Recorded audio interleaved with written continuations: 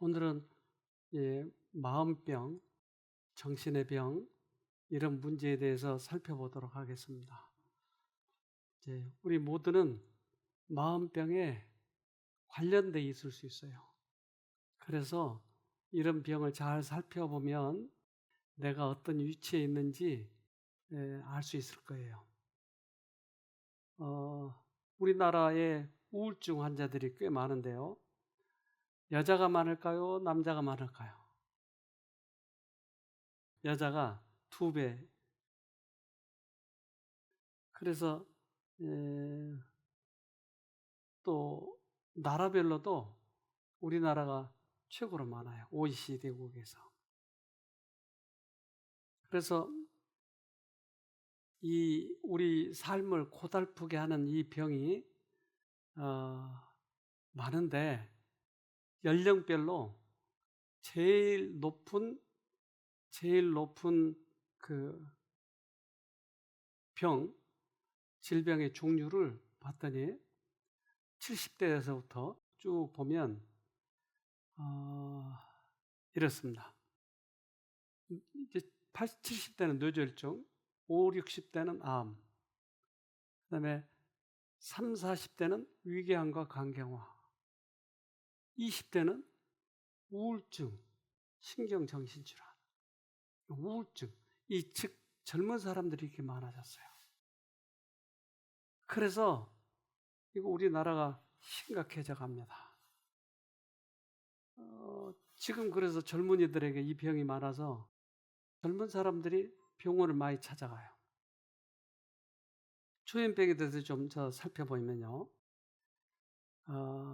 환청, 환각, 감정 표현이 무뎌지고 집중력이 저하되고 인지 기능도 저하되고 이해하기 힘든 언어와 행동이 있어요. 이걸 영상으로 좀 살펴보도록 합시다. 그러면 여기서 잠깐 조현병의 증상에 대해 알아볼까요? 실제로 그런 일이 없는데도 누군가 자신을 욕하고 험담한다고 하거나 뭔가가 보인다고 하고 주변 사람들이 자신의 얘기를 수군거린다는 생각에 사로잡히기도 합니다. 또한 외모에 무관심해지고 표정이 없어지고 말수와 활동이 없어져 외부와 단절된 모습을 보이기도 하는데요. 이를 초기, 급성기, 만성기 증상으로 나눈다면 다음과 같습니다. 먼저 초기엔 의심이 많아지고 착시나 착각을 자주 하게 됩니다. 우울, 불안, 긴장, 화를 잘 내며 불면이나 식욕 저하 증상도 나타납니다. 또한 집중력과 기억력이 저하되며 대인관계를 꺼려하게 됩니다. 두 번째 급성기에는 환각과 망상, 그로 인한 공격적인 언행이나 이해할 수 없는 이상한 말과 행동, 자기만의 생각에 몰두하는 모습을 보이게 됩니다. 마지막으로 조현병이 만성이 됐을 경우엔 매사 관심과 의욕이 없고 감정 표현도 없어지며 대인관계나 사회활동 없이 집에서만 고립되어 지냅니다. 네. 그래서 이 증상과 자기를 비교해봐서 혹시 내가 여기에 관련이 됐다면 이제 우리는 여기서 빠져나올 길을 마련해야 되겠죠. 그래서 요즘에 과학자들이 마음과 뇌의 뇌에 대해서 많이 연구를 해요. 우리들의 마음은 어디에 들어있을까요? 우리 마음이 아프면 어디가 아파요? 너무 아파 마음에. 그래서 가슴을 쥐어짜요. 그래서 과학자들이 마음이 가슴에 있는 줄 알았어요. 폐도 바꿔보고 또 간도 바꿔보고 다 바꿔봤지만 마음이 변하지 않아요. 근데 뇌가 크게 다치니까 마음이 바뀌는 거예요. 그러니까 마음은 뇌에 들어있어요. 근데 우리들의 뇌는 마치 컴퓨터와 같아요. 그래서 우리가 보고 들었던 것들을 뇌에다 기억을 해요. 예를 들면 컴퓨터에 저장을 할 때 스캐너 같은 거를 저기에다 그림을 그려놓으면 선을 연결하면 이제 하드에 들어가게 돼요. 또한 이러한 디지털 카메라 같은 걸 가지고 찍어서 집어넣기도 해요. 우리 컴퓨터는 이렇게 생겼는데 뇌는 우리가 본 것을 눈 스캐너라고 하는 걸 통해서 우리의 하드에 들어가게 돼요. 단백질에다 여기 보관을 해요. 그래서 이 단백질 속에 많은 기억이 들어있어요. 이 속에. 근데 그 기억이 어디 들어있나 봤더니 뉴런이라고 하는 뉴런과 뉴런 사이에 이제 신경선이 있는데 그 시냅스라고 하는 그 부분이 이제 기억이 들어가 있는 거예요. 그러니까 저 뉴런이 이제 1000배로 확대한 건데 우리 뇌에는 1000억 개 정도가 들어있어요. 저 속에. 그러니까 엄청나게 들어있는데 예를 들면 내가 빨간색이 좋아요. 근데 빨간색이 왜 좋아하는지를 내가 몰라요. 어렸을 때 엄마가 포대기로 빨간색 포대기를 썼는지도 몰라요. 그러면 나도 모르는 사이에 빨간색이 좋은 거예요. 그러니까 빨간색과 포대기가 연결되어 있는 거예요. 엄마 사랑해. 그런데 어떤 사람은 빨간색을 싫어해. 왜? 싸우다가 피가 많이 흘러가지고 그 다음부터는 빨간색만 보면 질색을 하는 거야. 우리 뇌는 그렇게 생겼다 이 말이에요. 뉴런과 뉴런이 연결하면 그렇게 우리가 힘들어하는 거예요. 그런데 그 연결선이 크게 확대해서 그려봤더니 이렇게 생겼어요. 그래서 가운데는 구리선처럼 굵은 게 들어가 있고 겉으로 구리선, 전기선은 피복을 감잖아요. 그런 것처럼 저렇게 감아져 있어요. 왜냐하면 신경선끼리 닿으면 합선이 돼버리니까. 그래서 저렇게 생겼어요. 그런데 이 신경선 이게 굵게 낮으면 참 우리가 건강해요. 정신 건강해. 그런데 가늘게 낮으면 정신이 약해요. 누가 쉽게 건드려도 폭발해버리고 또는 쉽게 이제 그 좌절해버리기도 하고. 근데 저 신경선이 굵으면 정신 건강이 건강해요. 마치 이 전기 콘센트에다가 전기다리미를 한 10개 꼽아버리면 저게 터져버려요. 그런 것처럼 우리들이 신경 쓸 일이 많아지면 가늘면 터져버려요. 그렇다가 다리미를 빼면 다시 제자리로 돌아와요. 이것을 신경증이라고 과학자들은 얘기해요. 정신병은 크게 정신증과 신경증 두 가지로 나뉘는데 그중 신경증적 증상을 서술한다. 신경증과 정신증이 있는데 이 두 가지는 다르는데 하나는 신경증은 다시 돌아와요. 그러니까 그 문제가 큰 문제가 해결되면 다시 돌아온다 이 말이에요. 신경증은 현실 판단력에 큰 문제가 없으며 정상적인 사회생활을 유지하는 데에는 큰 문제가 없지만 중추신경이나 신경 전달 물질 등의 장애로 여러 가지 주관적인 불편함을 느끼거나 감정 조절, 충동 조절이 힘들고 쉽게 불안해지는 정신병군을 지칭한다. 그래서 정신에 문제가 있는 것은 신경증과 정신증이 있는데 정신 이 문제는 대부분 이게 나중에 조현병으로 이제 발전해가고 우울증. 그러면 이 신경선이 굵어야 되겠네요. 그게 좋겠네요. 그렇잖아요. 그러니까 왜 가늘게 낮이는지 가늘게 낮은 원인을 과학자들이 살펴봤어요. 사람 가지고 실험하기는 어려우니까 쥐를 가지고 실험해봤는데 쥐를 한쪽은 새끼를 엄마하고 떼어놨어요. 그리고 가둬놨어요. 그리고 똑같이 밥도 주고 뭐 여러 가지 다 온도도 똑같이 해줬어요. 한쪽은 엄마하고 붙여놨어요. 엄마하고 붙여놓은 거하고 띄워놓은 거하고 이 차이 똑같이 해줘요. 그런데 엄마하고 떨어진 아이는 슬슬슬 앓다가 죽었어요.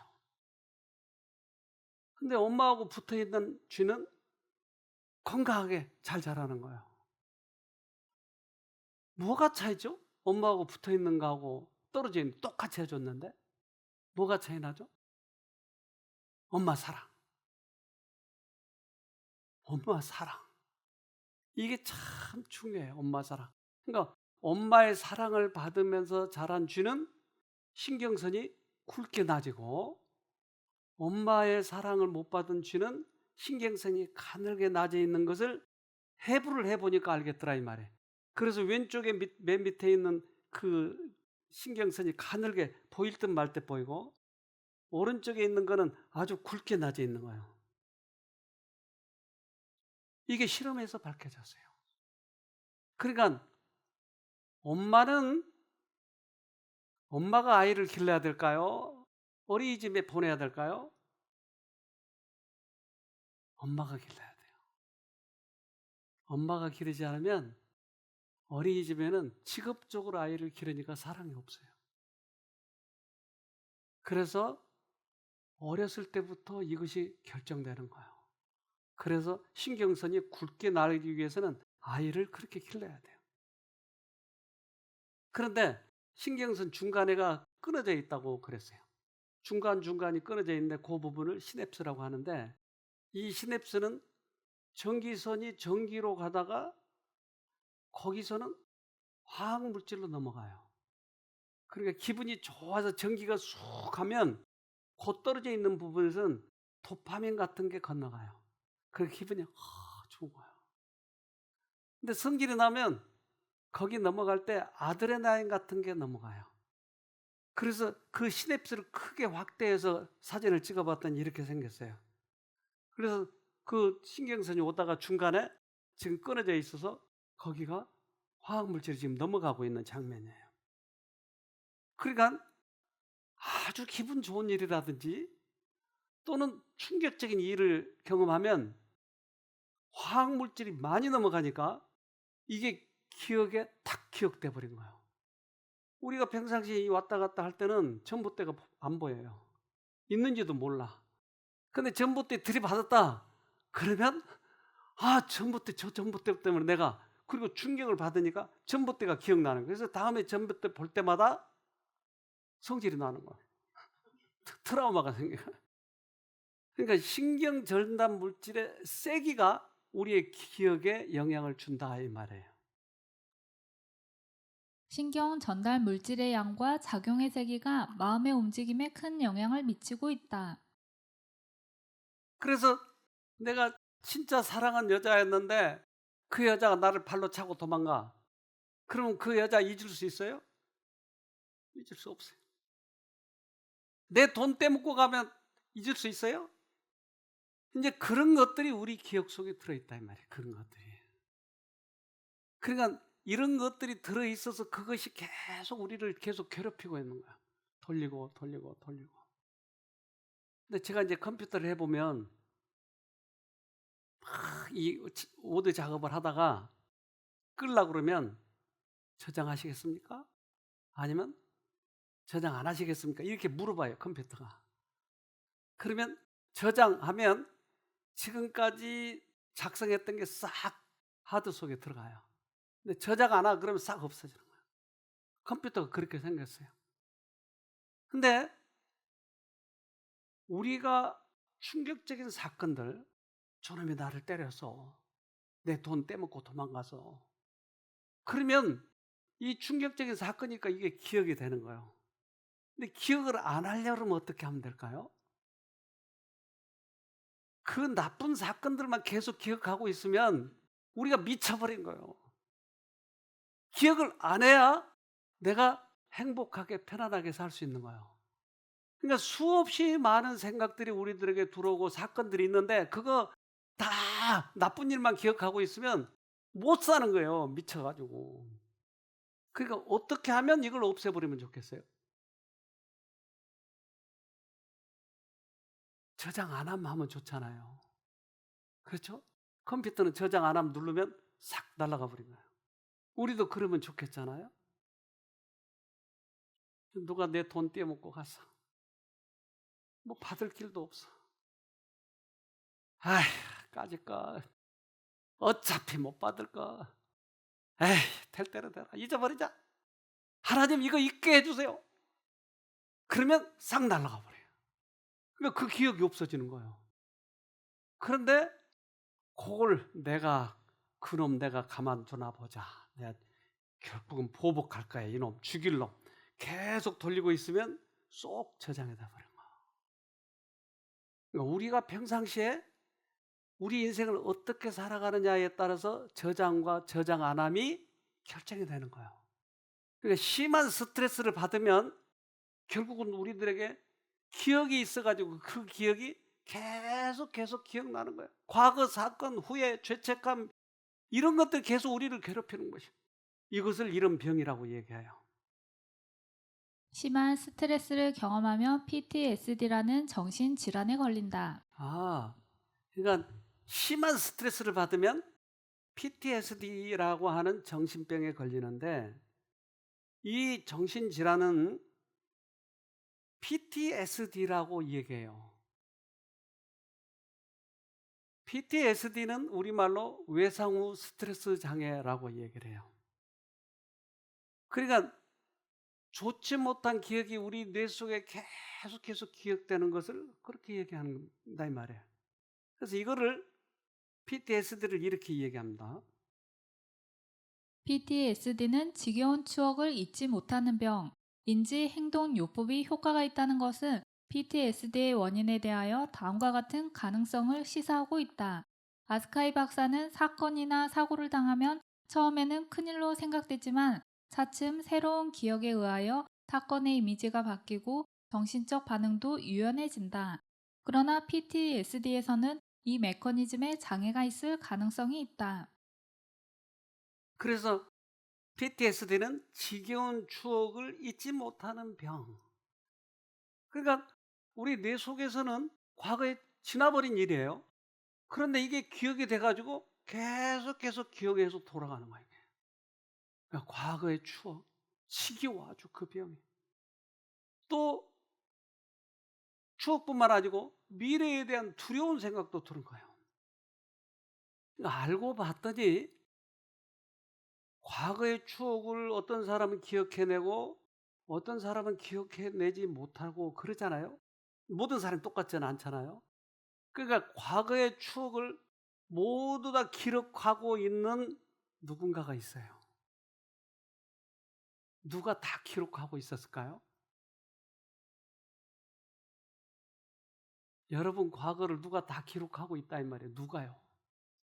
사탄이. 결국은 사탄이 과거의 기억을 계속 우리들에게 계속 돌려주고 있는 거예요. 그것이 PTSD예요. 이 PTSD에 걸린 사람들이 있는데 이제 충격적인 사건들을 우리가 보게 되면 그 충격적인 사건이 계속 도는 거예요. 그 장면을 하나 봅시다. 오늘 새벽 2시 반쯤 경기도 연천 중부전선 최전방 경기 2005년 6월 비극적인 사건이 발생했습니다. 한 사병이 같은 내무반에 있던 동료들에게 총기를 난사 8명이 사망했습니다. 당시 같은 내무반에 있던 신태준 씨는 극적으로 살아남았습니다. 2명이 크게 다쳤습니다. 내무실에 총 난사하는 장면이나 수류탄 터진 거나 주위에 동료들 죽어 있는 거나 기타 등등 그때 일어났던 일을 다 기억하고 있습니다. 이게 아침약 그 당시의 충격은 신태준 씨를 계속해서 괴롭히고 있습니다. 그래서 약을 먹는 거예요. 약을 먹는 이유는 그 사건은 뇌가 기억하고 있는데 이것을 둔하게 먹여서 발작을 못 일으키게 해요. 그러니까 이 약이 이 추억을 없애주는 약이 아니고 증상을 완화시켜주는 거예요. 그러니까 약을 먹는 거예요. 그런데 이 추억을 없애버리거나 이 기억을 바꿔버리면 안 먹어도 되는데 이 약을 계속 먹는 이유는 이거 과거의 추억을 없애고자 하는 거예요. 또는 없애고자 하는 게 아니고 증상 완화를 시키고자 하는 것이에요. 그래서 과거의 그 추억을 계속 떠올리게 하는 존재가 있다 이 말이에요. 그래서 PTSD를 과학자는 이렇게 설명해요. 자신에게 명령하는 마음의 소리를 거역하지 못하는 통합실조증. 자신에게 명령한 소리를 거역하지 못하는 병이래요. 그러니까 과학자들도 이게 알고 있는 거야. 알고 있어. 어렴풋이. 자신에게 명령한 소리를 내가 거역하지 못하고 폭발하는 거예요. 계속. 그래 맞아. 그럼 내 돈 떼먹은 놈. 난 그거 화나 죽겠어. 왜 과거 일인데 지금까지 화가 나냐고요. 그것은 과거의 사건들을 계속 우리들에게 계속 넣어주는 거예요. 그래서 그걸 지금은 조현병이라고 하지만 과거에는 통합실조증이라고 그랬어요. 통합실조증, 이전에는 정신분열증이라고도 했다. 조울병과 마찬가지로 100명에 1명꼴로 걸리는 마음의 병이다. 통합실조증의 특징적인 증상에는 환청, 환각, 실제로는 사람이 없는데 자신에게 명령하는 소리가 들려 거기에 복종해 버린다. 피해망상, 실제로는 아무 일도 일어나지 않는데 주위의 사람이 자신을 박해하거나 괴롭힌다고 생각한다. 네. 그러니까 통합실조증, 지금은 조현병이라고 하는데 이것은 환청과 환각이 들리는 거예요. 아무도 없는데 소리가 들리는 거예요. 또 그러한 나에게 어떤 충격적인 사건들이 나에게 자꾸 뭔가 이렇게 증상으로 나타나는 거예요. 자, 이런 병들에서부터 벗어나려면 어떻게 하죠? 우리 뇌를 꺼내가지고 좀 깨끗이 씻어가지고 다시 넣으면 좋겠는데 그렇게 하는 방법이 없을까요? 그래서 자, 아까 우리에게 이야기했던 그 부분은 우리들의 기억 속에 있는 것을 거기에 사단이라고 하는 존재가 감정을 집어넣어 가지고 그 기억을 감정적으로 처리하게 만드는 거예요. 그러니까 못 견디겠는 거예요. 그런데 이 사단이라고 하는 존재를 잘라버리면, 커트해버리면 나는 그 기억이 있다 할지라도 시간이 지나면 없어져 버리는 거예요. 그렇잖아요. 우리들의 기억이라고 하는 게. 그런데 이것을 견딜 수가 없게 사단이 계속 조정하고 있어요. 우리를. 이런 사람들은 이 생각을 끊을 수 있는 분을 찾아가면 이 생각으로부터 벗어나니까 살아나는 거예요. 그게 예수님이 이 땅에 오셔서 하신 일이에요. 그래서 귀신 들린 사람이 예수님을 찾아왔어요. 마가복음 1장 23절로 24절. 마침 저희 회당에 더러운 귀신 들린 사람이 있어 소리질러 가로되 나사렛 예수여 우리가 당신과 무슨 상관이 있나이까? 우리를 멸하러 왔나이까? 나는 당신이 누구인 줄 아노니 하나님의 거룩한 자니이다. 귀신 들린 사람이 소리를 지르는 거예요. 그러니까 지금은 귀신 들린 사람이라고 이야기하잖아요. 잘. 지금은 이제 정신병원에서도 다 비슷비슷하게 처리를 하죠. 그러니까 예수를 알아보는 거예요. 당신이 예수인데 뭐 하러 왔어요? 나 죽이러 왔어요? 우리는 TV를 보면 MBC를 틀면 연속극이 나오고 KBS를 틀면 스포츠를 해요. 그럼 스포츠 좋아하는 사람은 뭘 봐요? KBS. 그렇죠? 근데 스포츠 보기 싫으면 돌리면 되는 거예요. 그래서 방송국에서 보내는 대로 우리는 보고 있는 거예요. 그렇잖아요. 그러면 사단의 방송을 계속 보면 나는 사단의 생각만을 하고 있는 거예요. 그래서 사단의 생각으로부터 벗어나려면 어떻게 해야 돼요? 채널을 돌려면 돼요. 자, 이게 우리가 정신병에서 벗어나는 방법이에요. 다른 방법이 없어요. 여기에 참 많은 사람들 왔어요. 그래서 별의별 방법을 다 해봐도 안 돼요. 근데 그들이 채널을 탁 돌리니까 며칠 안에 해결을 돼버린 거예요. 최고가 29년. 29년 동안 이 병에 걸린 사람이 딱 회복이 되는 거예요. 어떤 사람은 눈이 사팔이더라고요. 그러니까 사팔이니까 나를 쳐다본지 아닌지를 모르겠는 거예요. 이렇게 쳐다봐도 눈이 이렇게 가 있으니까. 근데 이분이 여기 와서 강의를 듣는데 다른 데를 쳐다보고 있는 것 같아요. 근데 사실은 내 말을 다 듣고 있었어. 근데 그가 탁 회복이 되니까 눈이 탁 돌아오는 거예요. 이렇게. 깜짝 놀랐어요. 성경은 우리가 어느 쪽을 선택하느냐, 이것이 최고의 선택이라고, 자유의지의 선택이라고 이렇게 얘기해요. 로마서 6장 16절 너희 자신을 종으로 들여 누구에게 순종하든지 그 순종함을 받는 자의 종이 되는 줄을 너희가 알지 못하느냐. 혹은 죄의 종으로 사망에 이르고 혹은 순종의 종으로 의에 이르느니라. 채널을 어느 쪽으로 돌리든지 그쪽의 종이 된다 이러네요. 그러니까 내가 사단의 방송을 계속 듣고 있으면 사단은 종인 거예요. 그래서 사단이 시킨 대로 하는 거예요. 화내라 그러면 화내고. 그래서 이것을 계속 듣고 있다 보면 나중에 아무 말도 하지 않았는데 소리가 들리는 거예요. 사단의 소리가 들리는 거예요. 그걸 사람의 목소리로. 어떤 사람은 누나 목소리라고 그러고, 어떤 사람은 라디오에서 나온다고 그러고, 지난번에 온 사람은 저기 우주에서 자기가 이 얘기한대요. 이게 환청이 계속 들리는 거예요. 우리는 이 싸움을 싸우는 거예요, 지금. 그래서 이 생각을 끊기만 하면 우리는 살아나는 거예요. 어떻게 끊는다고요? 채널을. 근데 어떻게 바꿔요, 내가?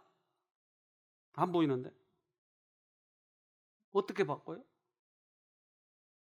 사단보다 더 센 그분한테 부탁을 해야 이게 채널이 바꿔지는 거예요. 사단보다 센 사람 여기 손 들어보세요. 그래서 예수님께 부탁하는 거예요. 예수님 바꿔주세요. 그래서 예수님만 부르면 내가 살아나는 거예요. 거기에서. 예수님 부르면 편안해지는 거예요. 사단이 이 땅에 와서 예수님을 공격했어요. 그래서 사단이 예수님 광야에 있을 때, 야, 돌 가지고 떡덩이 해봐. 너 배고프잖아. 저 꼭대기에서 좀 떨어져 봐. 그러면 너 천사가 다 받을 거야. 한번 떨어져 봐. 탁 떨어지면 천사가 받치겠죠? 그러면 예수님이 나봐, 이 녀석들. 나 이런 사람이야. 자랑이라고 하는 감정을 넣어주는 거야. 소유욕 멀리 다 보여주고 나한테 절만해봐. 그건 다 줄게. 그러니까 이것으로 우리에게 다가오는 거야. 근데 여기에 걸리면 내가 당하는 거야. 그러니까 대부분 그런 걸로 불화살을 쏘는 거야. 불화살을 탁 쏴가지고 내가 걸려들면, 곱씹으면 감정이 들어서, 맞아, 그놈이 날 그때 그랬어. 이제 이것을 곱씹고 이제 내가 두고 보자. 복수해야지. 그러면 이 속이 타기 시작하는 거야. 그래서 사단은 보이지 않지만 불화살을 쏘는 거예요, 우리에게. 절대 돌리면 안 돼. 돌리면 타버려. 그래서 그는 우리들에게 불화살을 쏘니까 이걸 조심하라고 얘기해요. 그는 그의 능력을 행사하여 인간의 상상력에 역사할 것이다. 그는 사람들의 몸과 마음을 부패시킬 것이다. 그러네요. 그러니까 우리들 생애 속에 계속 불화살을 쏘는 거야. 그러면 불화살이 딱 지금 들어왔다 그러면 어떻게 한다고요? 어떻게? 이때 믿음으로 방패를 가지고 막아야 돼요. 에베소서 6장 16절 이 모든 것에 더하여 믿음의 방패를 손에 드십시오. 그것으로써 여러분은 악한 자가 쏘는 모든 불화살을 막아 꺼버릴 수 있을 것입니다. 믿음의 방패, 그것은 예수님 나 좀 도와주세요. 이 생각 때문에 미치겠어요. 그래서 믿음의 방패로 자꾸 막으면 우리는 거기서 벗어날 수가 있는 거예요. 얼마나 기뻐요. 벗어날 수 있으니까. 이 싸움을 지금 싸우고 있는 거예요. 이 싸움을. 그런데 이 싸움을 싸우지 않고 생각을 넣어준 대로 돌리기 시작하면 평생 그렇게 살다가 사단의 종으로 꺼져버리는 거예요. 이제 우리가 싸워야 할 차례입니다. 믿음은 위기 때에 쓰는 거예요. 믿음은 위기 때에 붙잡는 것을 믿음이라고 해요. 믿음은 모든 위급한 때에 그리스도의 손을 굳게 잡는 것이다. 그런데 우리는 사단을 이길 수가 없다 이 말이에요. 그러면 누가 이긴다고요? 예수님만 이기는 거예요. 그러니까 내가 싸우려고 하지 말고 어떻게 하라고요? 예수님을 붙잡는 거예요. 예수님 도와주세요. 이제 고만 폼 재고 내가 할 만큼 다 해봤으니까 안 되잖아요. 그러면 예수님 나를 도와주세요. 우리 스스로 사단의 지배를 벗어날 힘이 없는 것은 사실이지만 우리가 죄에서 해방되기를 바라고 크게 그 필요를 느껴 자신보다 더 높은 힘을 구할 때 영혼의 힘에는 성령의 거룩한 힘이 불어넣어져서 하나님의 뜻을 이루는 의지의 지배를 받는다. 한 미국에서 오신 분인데 이분은 자기 삼촌이 그 정신과 의사예요. 하버드 나온 사람이에요. 그래서 병원을 2개나 내고 근데 자기 환자로 자기 조카가 들어온 거예요. 조카가 아니었네요. 사촌 동생이었네요. 사촌 동생이 들어왔어요. 근데 그 사촌 동생이 안 낫는 거예요. 아무리 약을 써도. 근데 이 의사는 알아요. 한번 약을 먹기 시작하면 평생 먹는다고 하는 거. 그리고 좀처럼 이 병이 잘 안 낫는다고 하는 걸 알아요. 근데 마침 한국에 자기 부인이 여기 와서 있었는데 흑인이었어요. 있었는데 여기서는 병이 잘 낫는다. 그러니까 그러면 내가 한번 거기 가서 보고 자기 동생을 데리고 와야 되겠다. 그래서 그 동생을 데리고 왔어요. 이 사람이 심한 우울증이었어요. 여기 와가지고 이분이 좋아지는 경험을 간증을 했어요. 한번 들어봅시다. 제가 지금까지 아주 심각한 우울증과 불안 증세가 있었습니다. 제가 직장에서 집중하기가 힘들었습니다. 그래서 의사 선생님을 만났고 약 처방을 받았습니다. 그런데 제가 약을 복용해도 나아지지 않았습니다. 근데 약 중에 부작용 하나는 살이 찌는 거였습니다. 이상하게 새로남에 와서 몸무게가 많이 줄었습니다. 제가 입고 있는 이 바지 지난주에는 못 입었는데 지금은 입습니다. 제가 이곳에 와서 정말 많은 것을 배우고 하나님의 이름을 부른다는 것이 정말 무엇인지 계속 생각하게 되었습니다. 제가 가지고 있는 대부분의 문제점들이 왜 생겼나 생각해보니 제 힘과 능력으로 해결하려 했습니다. 그래서 이제부터는 아무리 작은 것이라 할지라도 내 힘으로 하는 것이 아니라 작은 일에 하나님의 이름을 불러 해결하려고 합니다. 제가 이곳에 온 이후에 예전에 갖지 못했던 더 많은 기쁨과 평화를 느낍니다. 제가 해야 할 것은 매일매일 하나님과 내가 시간을 보내야 되겠구나. 그리고 이제 더 건강식으로 밥을 먹어야겠구나. 그리고 매일매일 운동도 하려고 합니다. 하지만 가장 중요한 것은 무엇이냐면 제가 하는 모든 일에 하나님을 부르고 하나님이 인도해 주시길 바라는 마음입니다. 제가 돌아가면 여기 있는 일들을 많은 사람들에게 나누고 싶습니다. 여기에서 왜 나왔죠? 이분이 나은 이유가 뭐였어요 지금?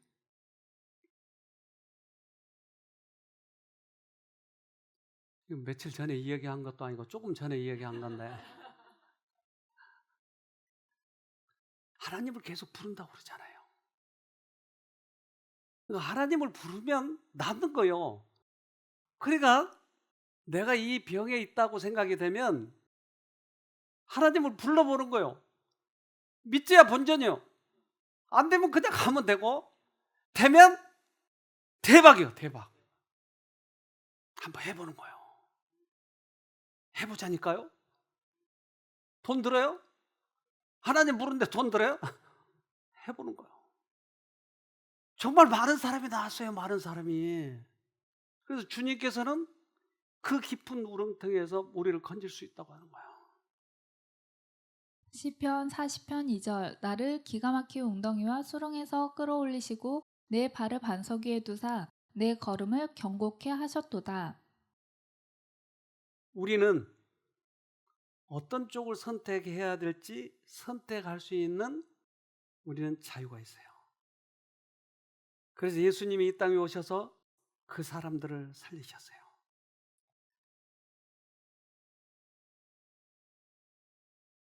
각 사람은 어떤 권세가 자신을 지배하도록 할 것인지를 선택할 자유가 있다. 아무리 깊이 타락하고 죄악적인 사람일지라도 그리스도 안에서 구원을 발견할 수 있다. 귀신 들린 자는 기도 대신에 사단의 말만을 말할 수 있을 뿐이었다. 그러나 그 마음속에 말없는 호소는 들려졌다. 필요를 느끼는 영혼이 외치는 소리는 그것이 비록 말로 표현되지 못했을지라도 무시되지 않을 것이다. 여기에 이제 미국에서 태어난, 그러니까 엄마는 한국말을 잘하는데 이 딸은 한국말을 잘 못해요. 근데 이 딸이 20대 중반 정도 됐는데 이 병에 걸린 거예요. 그래서 이제 소개로 한국에 왔어요. 왔는데 너무 몸이 다 망가졌고, 이 여자아이가 이제 20, 대여섯 그렇게 됐는데 너무 망가졌어. 몸은 가늘고 밥도 잘 안 먹고. 근데 얘가 이 병에 들기 때문에 여러 군데 가봤지만 잘 안 되는 거야. 그래서 마지막으로 여기 왔는데 그 엄마하고 이 딸 사이가 너무 안 좋은 거예요. 엄마가 좀 강하게 밀어붙인 형이어서 딸이 그것 때문에 많이 상처를 받은 거야. 그래서 이제 그 병까지 들어버렸는데, 얘가 이제 여기 와서 몇 번 너무 잘 안 된다. 미국에서 자란 아이라 한국말도 잘 못하고 해가지고 내보내려고 몇 번 그랬는데 엄마가 눈물로 호소하는 거야. 제발 좀 얘가 여기서 나와야 되겠다고. 하루는 저녁은 밤 1, 2시? 뭐 그때 내가 몇 시인지를 몰라. 내가 안 봐서. 요 뒤에 포도 파는 집 있잖아요. 그 집 보니까 거기 그 지붕을 이렇게 붙들어 매기 위해서 돌을 큰 거 갖다 놨어요. 근데 자기가 운동한다고 밤 12시 넘어서 이거 가지고 운동하는 거예요. 머리가 얘가 길었거든요. 긴 머리를 이러고 있으니까 지나가는 사람이 보고 귀신이요 사람이요, 귀신이요 사람이요, 그러니까 사람이요 그랬더니 도망가 버렸더라. 그 얘기를 나중에 나한테 해주더라고요. 자기가 그렇다고. 그렇게 하면서 밤새 돌아다니고 감당이 안 돼. 몇 번 내보내려고 했는데, 근데 얘가 이 강의를 듣고 하나님을 부르기 시작하면서 좋아지기 시작한 거예요. 이 얘기 좀 들어봅시다. 저는 몇 달 동안 새로남 쉼터에 머물렀습니다. 왜냐하면 제 인생에서 가장 힘들고 어두운 시기를 보내고 있었기 때문입니다. 육체적으로도 정신적으로도 그리고 영적으로도 어두운 상태였습니다. 또한 가족과의 관계, 특히 엄마와의 관계가 좋지 않았고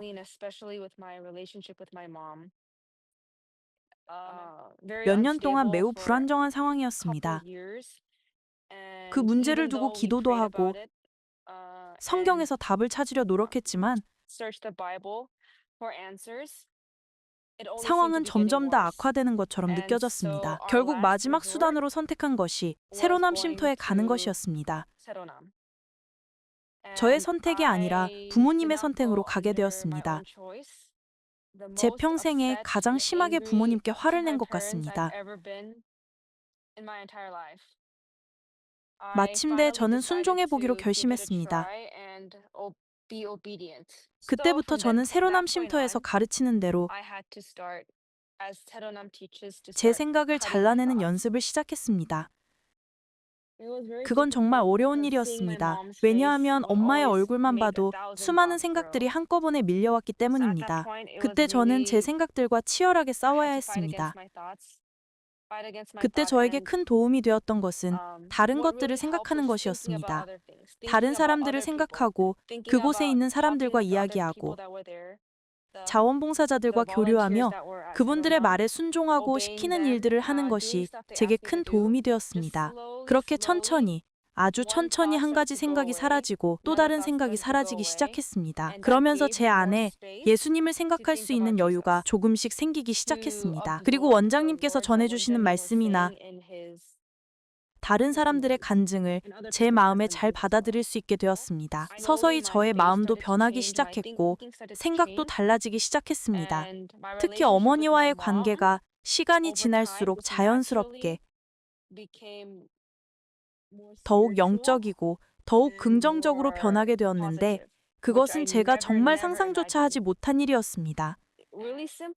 제가 쉼터에서 배운 원칙들을 그저 일상 속에서 그대로 적용하면 되었습니다.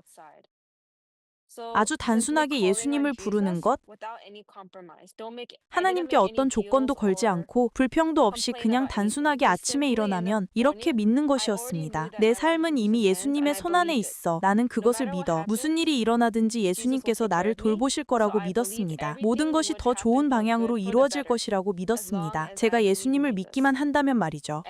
그리고 환경이 힘들게 느껴질 때마다 저는 그냥 예수님을 불렀습니다. 단순하게 예수님, 그리고 믿었습니다. 전심으로 믿었습니다. 모든 일이 결국 선하게 나에게 유익한 방향으로 바뀔 것이라고. 그리고 지금은 저와 가족, 부모님과의 관계가 쉼터에 다녀온 이후 정말 많이 달라졌습니다. 그 중심에는 저희가 함께 붙잡은 믿음, 바로 예수님의 이름을 부르고 아무 조건 없이 예수님을 믿는 믿음이 있습니다. 자세히 설명하나요? 자기가 하나님을 부른다고 하는 것은 굉장히 어려웠다. 이제까지는 내 생각대로 살아왔으니까. 근데 그것을 결정한 다음부터 급격히 좋아지기 시작한 거야. 자신과의 싸움이에요, 지금. 그러니까 사단은 계속 예수님을 부르지 못하게 하고 나는 선택을 해서 예수님을 부르고 이 싸움이에요. 이 싸움에서 내가 지면 영원히 사단의 종이 돼버린 거예요. 해볼 만한 싸움이에요. 예수님은 도와주니까요. 좀 더 들어봅시다. 사실 제가 새로남 쉼터에 가기 훨씬 전부터 수년 동안 건강 문제로 고통받고 있었습니다. 고등학교 시절 제 정신 건강이 매우 불안정했고 그것은 결국 신체 건강의 불안정으로 이어졌습니다. 저는 무월경을 겪었고 갑상선 기능 문제도 있었습니다. 몸무게는 심각할 정도로 저체중이었고 기절해서 머리를 부딪혀 출혈이 나서 응급실에 3-4번 실려간 적도 있었습니다. 정말 죽음과 가까웠던 순간들이 아주 많았습니다. 그런데 놀랍게도 제 피부 상태가 점점 좋아지고 몸무게도 안정되기 시작했습니다. 그리고 무엇보다도 빠졌던 머리카락이 다시 자라기 시작한 것. 그것은 정말 기적 같은 일이었습니다. 지금 저는 여성으로서의 건강도 완전히 회복되었습니다. 수년 동안 없었던 생리를 지난달부터 다시 하게 되었습니다. 그 소식을 듣고 우리 가족은 정말 기뻐했습니다. 사실 오랫동안 건강을 위해 정말 많은 노력을 했습니다. 기도도 했고 병원도 많이 다니고 한의원 치료도 받고 침도 맞고 한약도 정말 많이 먹었습니다. 정말 많은 돈을 들였습니다. 그런데 해결책은 아주 단순했습니다. 바로 믿음의 기본으로 돌아가는 것이었습니다. 그저 매일매일 예수님의 이름을 부르며 겸손한 마음으로 하나님을 의심 없이 진심으로 믿는 것, 그게 전부였습니다. 저는 제 내면에서 영적으로, 감정적으로, 정신으로 딱 맞물린 그 순간이 있었다고 생각합니다.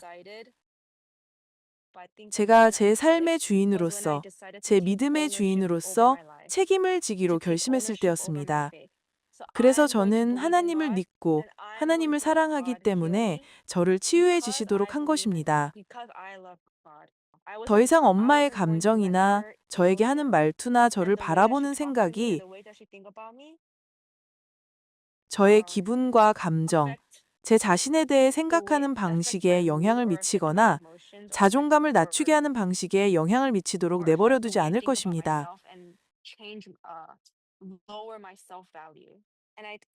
그리고 제 마음속에서 엄마와 저 사이에 연결되어 있던 감정의 줄을 완전히 끊어버렸습니다. 죽을 고비를 여러 번 넘긴 사람으로서 자신 있게 말할 수 있는 것은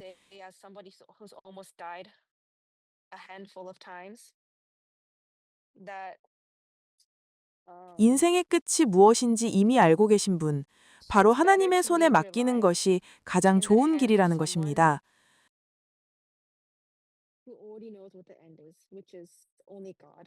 하나님은 이미 여러분에게 무엇이 최선인지 알고 계십니다. 이제부터 우리가 할 일은 생각을 끊는 것입니다. 믿음을 의심하지 않는 것입니다. 하나님을 의심하지 않는 것입니다. 단순하게 믿는 것입니다. 아, 이렇게 자세히 이야기하네요.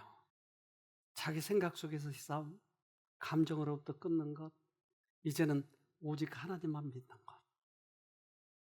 그래서 이런 백병전을 하고 있는 사람들은 하나님께서 도우시기 위해서 옆에 계시는 거예요.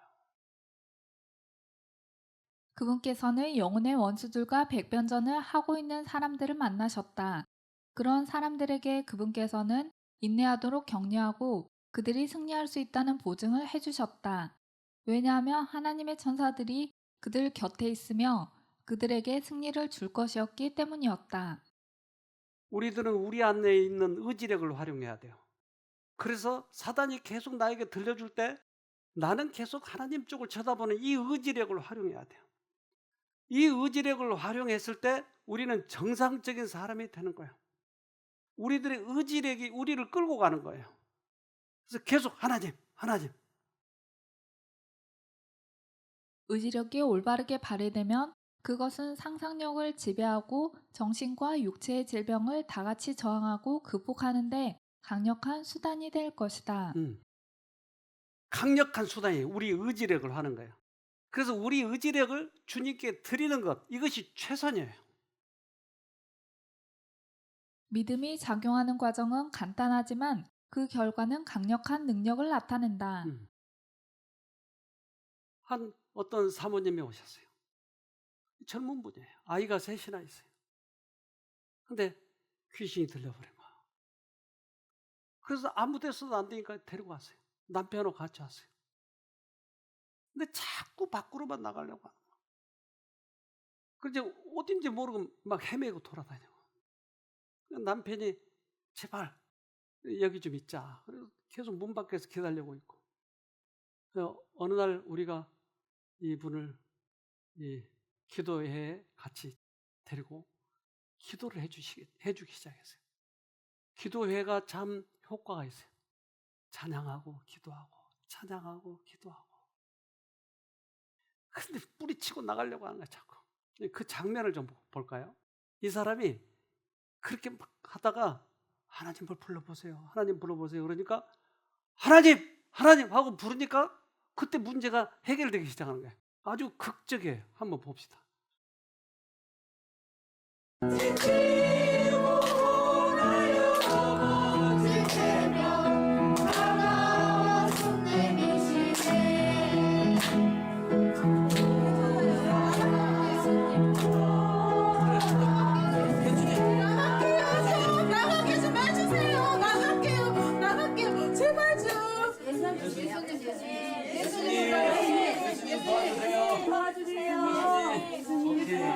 이렇게 해서 이기는 거예요.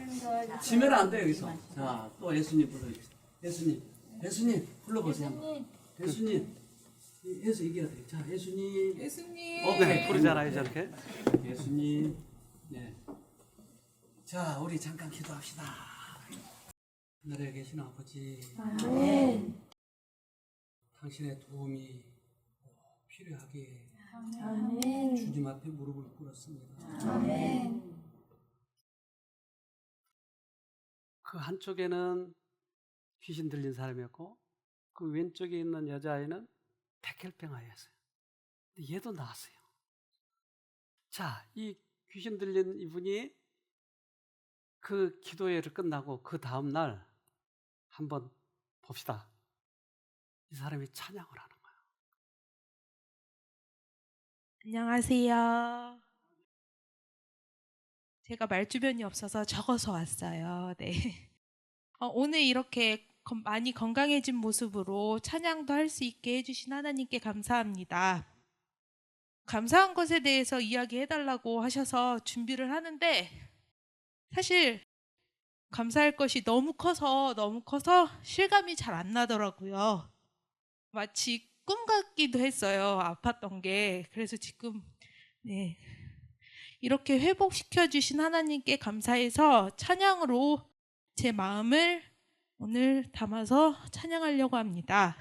제 모든 것을 치유해 주시며 돌봐주시는 하나님께 감사드리며 오늘 이 찬양을 저희 신랑과 함께 하려고 합니다. 감사합니다.